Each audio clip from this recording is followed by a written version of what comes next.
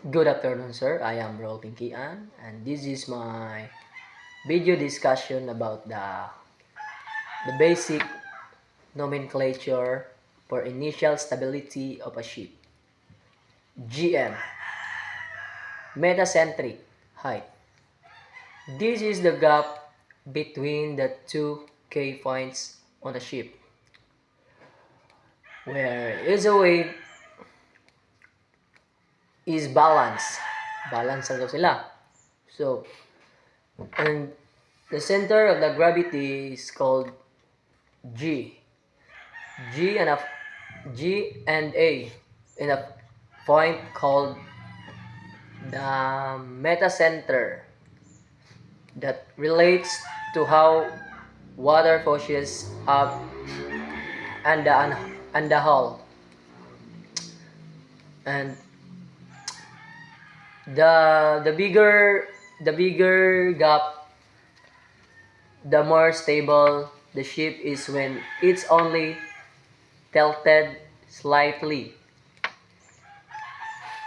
And Kg, how high how high the center of the gravity is from the very bottom.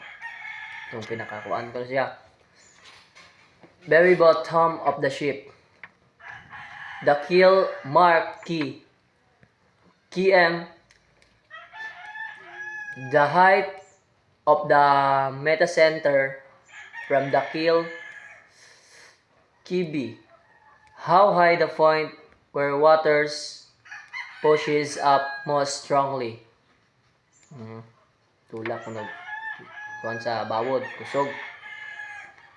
The center of the buoyancy is from the keel.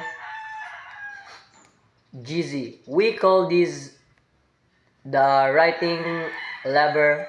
It's how far apart the downward fall of weight and upward push of a buoyancy. Buoyancy are horizontally when the ship is tilted. This distance is what creates the force to bring the ship back up. B, M, and G short for center of buoyancy, metacenter and center of gravity respectively.